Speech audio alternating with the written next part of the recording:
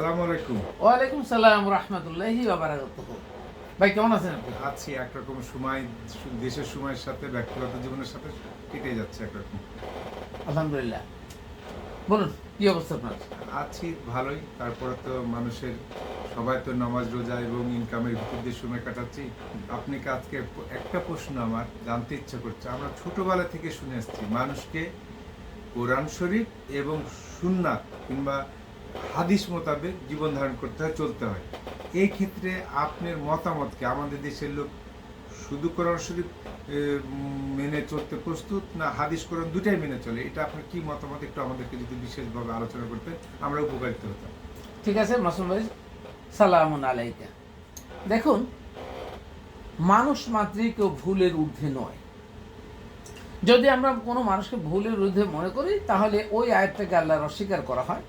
ইন্নাল ইনসান লাফি খুসর। তা আল্লাহ বললেন কি ইন্নাল ইনসান লাফি খুসরুন, মানুষ ভুলের মধ্যে দিনাতিপাত করতেছে, ভুলের মধ্যে অবগাহন করছে। তাহলে সূরা আসর, তাহলে আল্লাহ বলেই দিলেন যে মানুষ ভুলের ঊর্ধ্বে যাবে না। মানুষ যে ভুল করে এটা যুগে যুগে তো সংস্কার হতে হবে।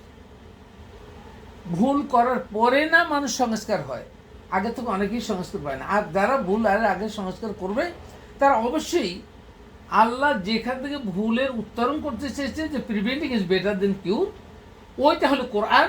তুমি কোরআন জানো, বুঝো, ওই অনুসারে আমল করো, তাহলে ভুলের ঊর্ধ্বে আমরা চলে যাই। এখন আপনি যে প্রশ্ন করছেন যে ছোটবেলা থেকে মানুষ জেনে আসছে, আমরাও শুনে আসছি, আমরা কোরআন ও হাদিসের আলোকে জীবন করি। কিন্তু এখন ইদানিং খালি এত বছর পরে এসে দেখতেছি কিছু লোক শুধু বলছে না কোরআন মানতে হবে, কোরআন জানতে হবে, কোরআন মেনেই মান।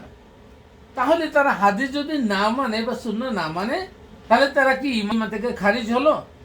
অথবা যদি কোরআন মেনেই শুধু ঈমানদার হয়, তাহলে যারা হাদিসে অন্য কিতাব অবলম্বন করছে তারা কি ঈমান থেকে বের হয়ে গেল না? খুবই সেন্সিটিভ একটা বিষয়। বিষয়টি ক্লিয়ার করার আগে আমি একটু আপনাকে ধারণা দিই। মুসলিম অথবা মুমিন ছাড়া অন্য যারা যে ধর্ম আমরা বলছি বা জীবন বিধান যারা পালন করে, হিন্দু, বৌদ্ধ, খ্রিস্টান বা এরকম অনেক শত শত ধর্মাবলম্বী লোক দুনিয়াতে আছে। তাই এক মুমিন ছাড়া আমরা কাউন্ট করে কি 800 কোটি লোকের মধ্যে ধরেন 180 কোটি আমরা ধরে নেই মুমিন আছে, এটা পরে বলছি। কিন্তু বাকি এই যে 620 কোটি লোক, তারা তো মুমিন না। তাহলে তারা কি? তারা কেন আমাদের থেকে আলাদা করলাম এটা জানতে হবে না? তারা আলাদা করলাম এই জন্য যে তারা কোরআন অথবা ইসলামের ধারক বাহক নয়। তাহলে শুধু ইসলাম একটাকে ধরছি আঁকড়ে, আর বাকিগুলোকে আমরা এক পাতলে এক গোত্রে ফেলাচ্ছি। তারা কারা? যেমন আমাদের দেশে আছে যে হিন্দু, বৌদ্ধ, খ্রিস্টান ঐক্য পরিষদ, ওখানে মুসলিম নেই। আপনি কি দেখছেন কখনো মুসলিমদের কিনে ঐক্য পরিষদ করছে? তা নেই কিন্তু। তাহলে ওরা একজোট, আপনি মুসলিম আলাদা একটা জোট। দেখুন তাহলে এরা কারা আর আমরা কারা? এইবার আসুন একটু বেসিক আইডিয়া নেই। ওই সকল লোক যারা ইসলাম ধর্ম অথবা আমাদের ধারক বাহকের সাথে নাই, তারা সকলেই কোরআন ভিন্ন অন্য কিতাব অনুসরণ করে, কোরআন অনুসরণ করে না। ঠিক কিনা? কোনো সন্দেহ আছে? তারা কিন্তু কোরআন হাদিস পরে কথা আসছি, আমি ওইটা আসবো পরে। কোরআন ভিন্ন অন্য কিতাব অনুসরণ করে, তাই আমরা তাদেরকে খারিজ করে দিলাম, অথবা আল্লাহ তাদেরকে খারিজ করে দিল, অথবা তারা আমাদেরকে আলাদা করে ফেলল। তারা মনে করতেছে হিন্দু, বৌদ্ধ ঐক্য পরিষদ, তারা মনে করছে they are all right, so they are following the right way, আর we are not on the right way.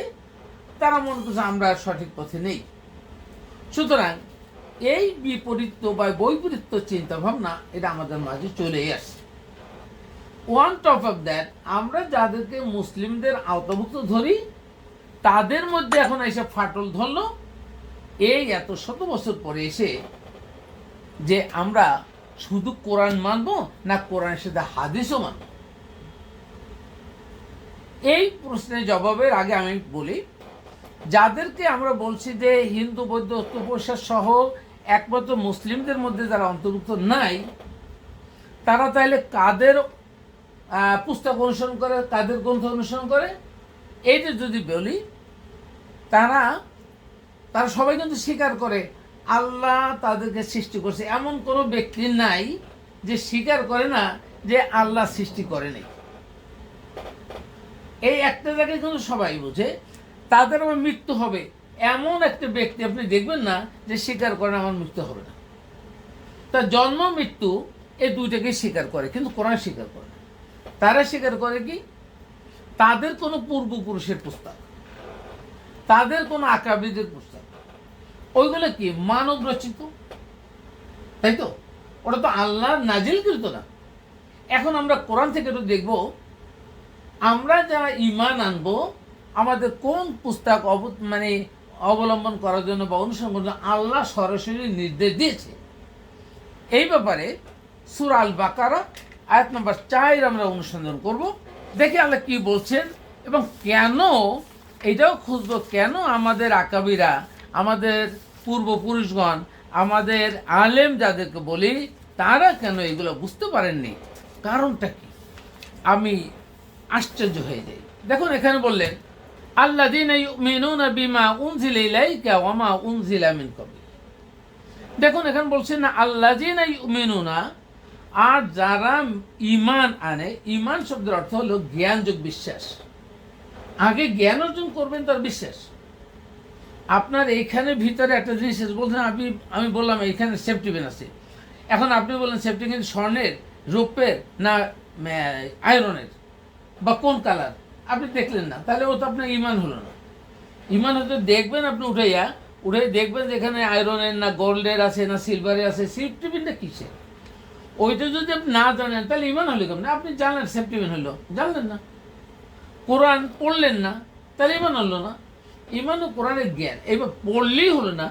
ওইটা যেমন আপনি উপলব্ধি না, ওখানে শুধু বুঝতে হবে যে এই যে সেফটি পিনটা কিসের, স্বর্ণের নাকি রৌপ্যের নাকি লোহার নাকি সিলভারের নাকি আয়রনের। There are many other categories, but you have to signify the exactly things.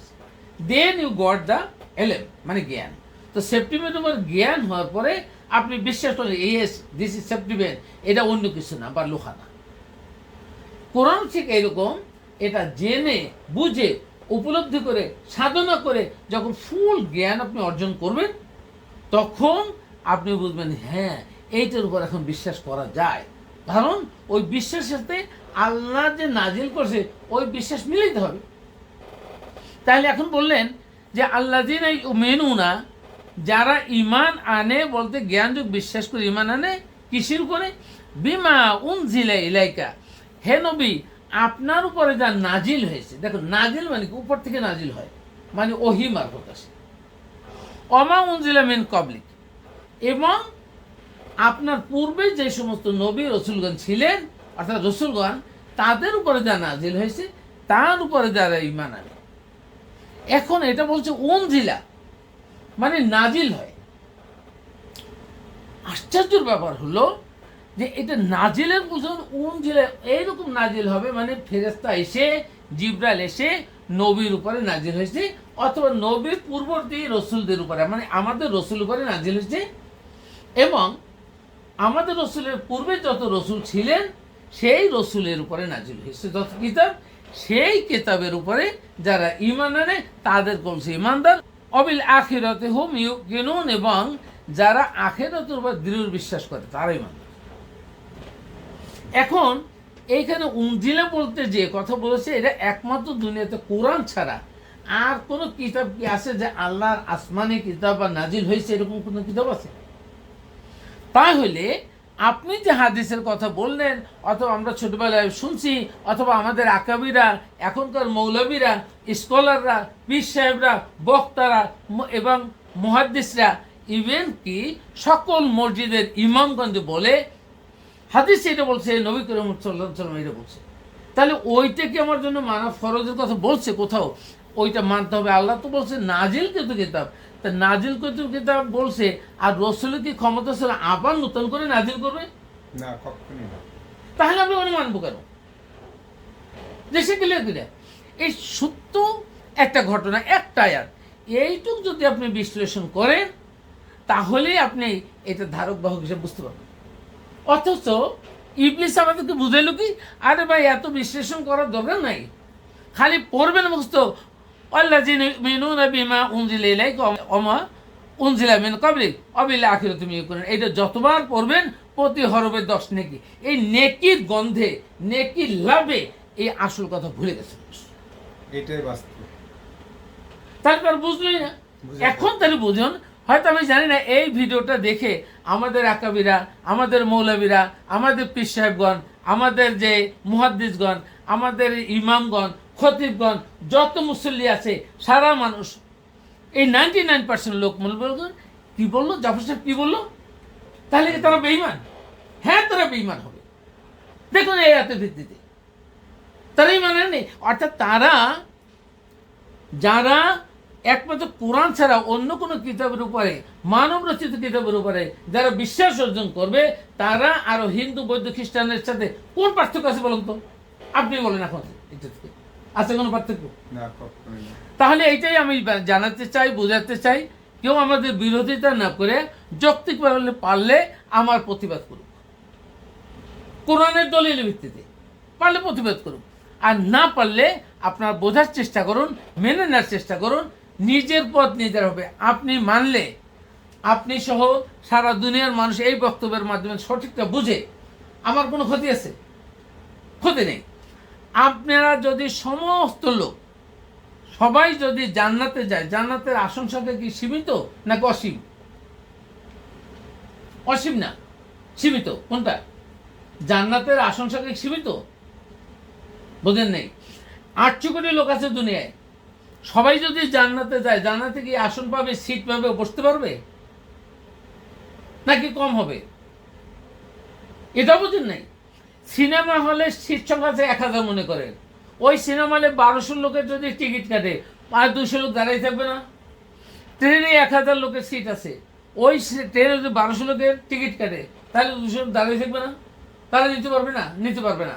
ফেরেশতাগণ এই বেহেশতে যদি 800 কোটি, 1000 কোটি অথবা 50,000 কোটি লোকের আসন থাকে, ওখানে যদি 1000 বাড়তে থাকে তাহলে নিবে না। কিন্তু আল্লাহ কি আসন সংখ্যা সীমিত কোথাও বলছে? না, খবর নেই। এইটুকু বোঝাতে আছে। তাহলে বেহেশতে আসন সংখ্যা সীমিত নয়, সসীম না, অসীম। অসীম, আমি। তাহলে শুরু থেকে, অর্থাৎ দুনিয়ার শুরু থেকে কিয়ামত পর্যন্ত যত লোক তৈরি হবে, সকল মানুষকে কিয়ামতে পরে, বিচারের পরে এই আপনার জান্নাতে নেওয়ার জন্য আল্লাহর আসন সংখ্যা সীমিত হবে না, অসীম। সুতরাং আমার এই বক্তব্যের মাধ্যমে সকলেই যদি বুঝে শুনে বেহেশতে যায়, মানে কোরআন শরীফকে নিজস্ব আত্ম উপলব্ধির সাথে বুঝে আমরা কোরআন মান্য করি। কথা কোরআন মান্য করলে, কোরআন জানবেন, বুঝবেন, আমল করবেন, জান্নাতে যাবেন। এছাড়া অন্য কোনো পথ নাই। যদি বলে আমি এইভাবে যাব, ওইভাবে যাব, বুঝবে না। এইগুলা কেন হলো? এবার আসি, ছোট্ট আরেকটু কথা বলে দিই। এই বিভ্রান্তিটা কেন হলো? কেন হলো? আমরা বলি কি, ইবলিস আমাদের প্রকাশ্য শত্রু। মূলত ইবলিসটা কি, সংক্ষেপে এটা বলবো, না হলে এই এত পদস্ত হলো কেন বলুন তো? সেই আমাদের আগেরটা বাজি দিয়ে আমাদের রসুলের পরে আজকে এই ধরুন এখানে 1900 বছর, এই 1900 বছরে কেন মানুষ এটুকু উপলব্ধি করলো না? ছোট্ট একটা জিনিস, এই আয়াতের অর্থটা বুঝলো না, তাৎপর্য বুঝলো না। তাহলে এই যারা না বোঝে, আমরা যাদেরকে বিদেশে লেখাপড়াই করে নিয়ে আসি, এই আজহারি বিশ্ববিদ্যালয় থেকে নিয়ে আসি, মদিনা ইউনিভার্সিটি নিয়ে আসি, মক্কা ইউনিভার্সিটি নিয়ে আসি, তারা এইটুকুর মিনিং বুঝলো না। তারা না বুঝে আমাদের অনুসরণ করছে। আরে হুজুর বলছে তাই তো সত্য, কোরআন বলছে এটা ঠিক না। আগে কোরআন বুঝতে হবে, হুজুর বলছে সেটা ঠিক না। অর্থাৎ আপনি হুজুরকে অথবা অন্য কোনো ব্যক্তিকে, অন্য কোনো মানুষকে, একমাত্র আমাদের নবী ছাড়া অন্য কাকেও মানদণ্ড ধরতে পারবেন না। কোরআন এবং রসুল এরাই হলেন সত্যের মানদণ্ড, আর কোনো সত্যের মানদণ্ড নাই, যে কেউ ভুল করতে পারে। তারপরে আসেন আমরা 3-4 জিনিস বলি। আমাদের রসুলকে 3 নামে ডাকা হয়েছে। একটা নাম হলো রসুল, একটা হলো নবী আর একটা হলো মুহাম্মদ। এই রিসালাত যত জায়গায় নাজিলের কথা বলছে কোরআনে, সমস্ত জায়গায় ইয়া ইয়া রসুল, ইয়া ইয়া রসুল, রসুল বলছে, নবীও বলে নাই, মোহাম্মদও বলে নাই। কিন্তু আমাদের তথাকথিত যে হাদিস আছে বা প্রচলিত হাদিস, ওই হাদিসের উদ্ধৃতি দিয়া আমাদের এখানে বলা হয়, কেউ কোথাও বলছে রসুল বলছে, আবার কোথাও বলে নবী করিম সাল্লাল্লাহু আলাইহি ওয়াসাল্লাম এটা বলছে, নবী করিম সাল্লাল্লাহু আলাইহি ওয়াসাল্লাম এটা বলছে, এটা সুন্নাত। নবীর তো এগুলো বলার অধিকার ছিল না, আল্লাহ দেন নেই। যা আল্লাহ দেন নাই সেটা আল্লাহর কদর, এটা আল্লাহর মর্যাদা, আল্লাহ তাকে সম্মান দিয়েছে। আর আপনি যদি বলেন না, তাকে মিথ্যা করে নবী বলছে, তাহলে আপনি অসম্মান করলেন, সম্মান দেন নাই। তাহলে আপনার নবীর মাধ্যমে এই যে হাদিসের কথা বলেন, এতে করে নবীকে অসম্মান করা হয়, সম্মান করা হয় না, এটা বুঝতে হবে। এবার যেটা বলছিলাম যে আমরা কেন ভুলটা করলাম, ভুল করার যুক্তে ওই ইবলিস যে আল্লাহর সাথে অঙ্গীকার করেছে, আমি তোমার বান্দাদের অধিকাংশ বান্দাদেরকে আমি পথভ্রষ্ট করব, মুসলিমের ছাড়া যারা উলুল আলবাব, যারা মুসলিম বিজ্ঞানী, তাতে বলেন আলেম না, বলেন পীর সাহেব, তারা না, কিন্তু মুসলিম বিজ্ঞানী বলে উলুল আলবাব। এখন বুঝতে হবে উলুল আলবাব কারা। উলুল আলবাব বলে নাই যে আলেমগণ। আবার আমাদেরকে অনেকে বলে আল ওলামায়ে ওরাসাতুল আম্বিয়া, মানে নবীদের অংশীদার, বংশধর, এরকম কথা বলা হয়। আলেমগণ না, ওই আলেমগণ না, মাদ্রাসা বললে আলেম হয় না। আলেম হইতে হলে পরিপূর্ণ কোরআন জেনে বুঝে জ্ঞান অর্জন করে বিশ্বাস করতে হবে, হি ইজ দ্য আলেম। আর এইখানে ওই আলেম হইতে হলে আল্লাহর স্পেশাল হিকমাও আসে, হিকমা থাকতো। এখন বলতেছিলাম, তাহলে আমাদেরকে ইবলিস কিভাবে পথভ্রষ্ট করলো সেটা। ইবলিস পথভ্রষ্ট করলে আগে তাহলে ইবলিস জানতে হবে হু ইজ ইবলিস, ইবলিস কে। এখন আমাদের অধিকাংশ মানুষকে যদি আমরা জিজ্ঞেস করি ইবলিস কে, এই ইবলিস কে যদি জিজ্ঞেস করি, আমার মনে হয় অধিকাংশ মানুষ জানবেন বা বলবেন যে ইবলিস তো আগে পূর্বে ফেরেশতা ছিল বা ফেরেশতার একজন। কেন বলবেন এটা একটু বলি। সূরা কাহফের 50 নম্বর আয়াত, এখানে বললেন আল্লাহ তাআলা, ওয়াইজ কুলনা লিল মালাইকাতি ইসজুদু লিআদম ফাসাজাদু ইল্লা ইবলিস। যখন আমরা ফেরেশতাদেরকে বললাম যে তোমরা আদমকে সম্মান করো বা সিজদা করো বা মর্যাদা দাও, এখানে সম্মান সিজদা মানে এরকম সিজদা নয়, এই সিজদা একমাত্র আল্লাহকে করতে হয়। এখানে বলে মর্যাদা অথবা সম্মান, মানে তোমাদেরকে সম্মান দিতে হবে, আদমকে সম্মানিত করছে আল্লাহ। তখন বলা হলো ফাসজাদু ইল্লা ইবলিস, সবাই সিজদা করলো ইবলিস ছাড়া।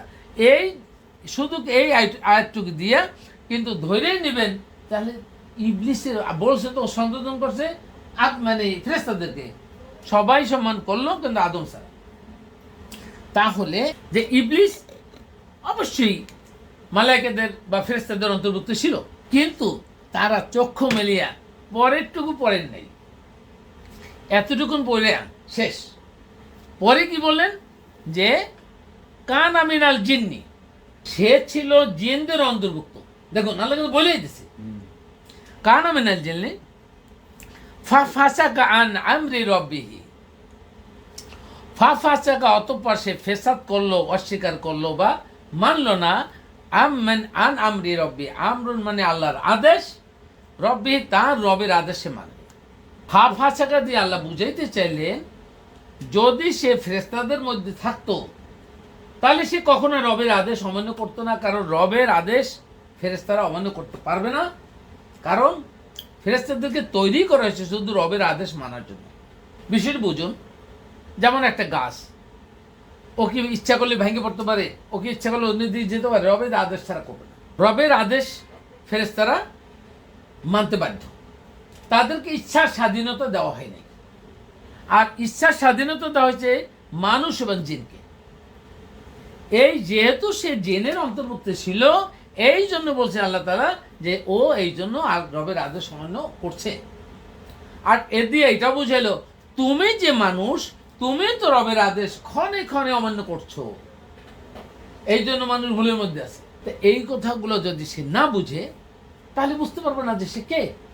তাহলে পাইলাম এখান থেকে ইবলিস হলো জিনদের মধ্যে একদম। এখন আমরা ইবলিসকে দেখি না, তাহলে আমাদের সাপেক্ষে আমরা বুঝি কেমনে? আল্লাহ তো বলছে ইবলিস তোমাদের প্রকাশ্য শত্রু, তা আমি যা দেখি না তাকে প্রকাশ্য শত্রু বলি কেন? দেখুন, আমাদের এই চোখের সাপেক্ষে ইবলিসকে আমরা দেখব না। ইভেন অনেক মৌলবীরা দেখে অনেক সময় বলেন যে ইবলিস থাকে কোথায়, ইবলিস থাকে সকালবেলা বিছানা থেকে উঠলে ঘুমাই থাকলে ওইখানে ইবলিস, নোংরা কাপড় চোপড়ের ইবলিস, বাথরুমে থাকে ইবলিস। দেখুন, আগে জানতে হবে, যেমন এই পুস্তকটা একটা পদার্থ, এই পদার্থটাকে রাখার জন্য একটা জায়গা লাগে। কেন লাগে? পদার্থের যারা ফিজিক্স না পড়ছে তারা বুঝবে না পদার্থ কাকে বলে। পদার্থ হলো যার ওজন আছে, যার অস্তিত্ব আছে, যার অনুভূতি আছে, তা ওজন, অস্তিত্ব, অনুভূতি এইগুলা থাকলে সেটা পদার্থ হয়, সেটা রাখতে জায়গা লাগে। কিন্তু আপনি যাকে ইবলিস বলতেছেন, ওর কি ওজন আছে? ওর কি অস্তিত্ব আছে? নাকি অনুভূতি আছে? বাতাস চলে যায়, বাতাসের অস্তিত্ব আছে, মানে অনুভূতি আছে, এই জন্য কিন্তু বাতাসের ওজন আছে, অস্তিত্ব আছে, এই জন্য বাতাসকে আমরা পদার্থ বলি। ইবলিস তাও না। তাই ইবলিস কি? সংক্ষেপে এটা বলবো যে ইবলিস হলো আপনার মধ্যেই বসবাস করছে। কেন এটা বসবাস করছে বলা, এটা বোঝানোর জন্য, আসলে বসবাস না। অর্থাৎ কোনো মানুষ যখন কোরআনের একটি আয়াত অস্বীকার করবে, সব মানলো, একটি আয়াত অস্বীকার করলো, সেই তখন ইবলিস বনে গেল। কেন? এটা এই আয়াতটা দেখেন, এখানে আল্লাহ সূরা আনামের এই 93 নম্বর আয়াতে বলল, ওমান আজলামু মিম্মান ইফতারা আলাল্লাহিল কাযিবা আও ক্বালা উহি ইলাইয়া ওয়া লাম ইউহি ইলাইহি শাইইন।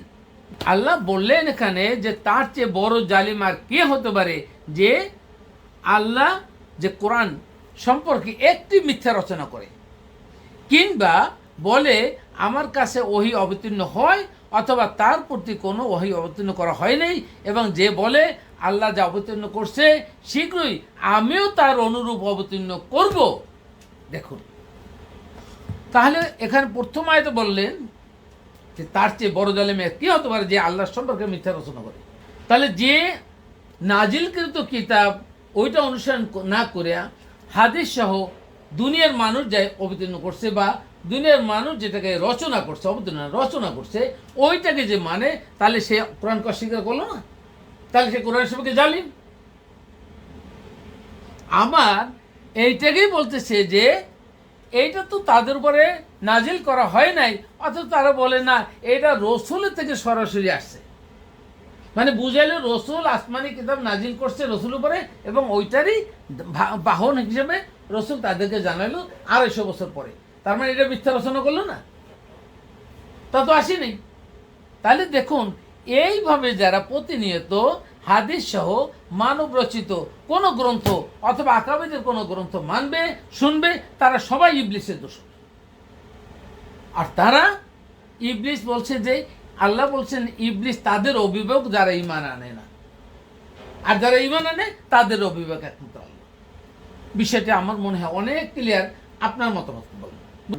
আমি ব্যক্তিগতভাবে উপলব্ধি করেছি, আপনি যে হাদিসগুলো দেখিয়েছেন, হাদিস না, কোরআনের যে আলোচনাটা দেখিয়েছেন, এটা আপনি উপলব্ধি করে এইভাবে চিন্তা করেছেন। কিন্তু আমাদের সুবিধাবুদ্ধি যারা তাফসীর কারো কাছে নিজেদের জীবিকা নির্বাহ করে কোরআন শরীফের উপরে, তারা তাদের প্রয়োজনীয় কথা বলে।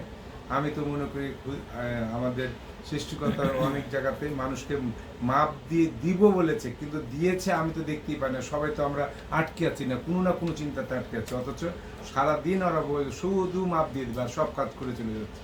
তো যাক, মানুষের উপলব্ধি বোধ বাড়ুক, আমাদেরকে হেদায়েত আল্লাহ দান করুক, এ বলে আমি আজকে আলহামদুলিল্লাহ। আমাদের আফসোস এইটাই, এই কথাটুকুনো অনেক মানুষ না শুনে অথবা না শুনে বলবে আপনি কি এত বড় পণ্ডিত হয়ে গেলেন, আপনি এত এই কথা বললেন, আপনি পণ্ডিত হয়ে গেলেন, অমুক হুজুরে জানেন, অমুকে জানে না, আপনি জানলেন। আমি তাদের উদ্দেশ্যে বলি, ভাই আমি জানা না জানার দরকার নাই, বাট আমি যা জানছি বা বলছি আপনাদেরকে সাহস করে বললাম, এইটা আপনারা বুঝেন আমি ভুল করলাম কি না। আপনারা যদি নিজেরা বুঝেন, আপনার নফস ক্লিয়ার হবে, আপনি মোমেন হবেন। আপনি আমার বিরোধিতা করবেন মানে কোরআনের বিরোধিতা করলেন।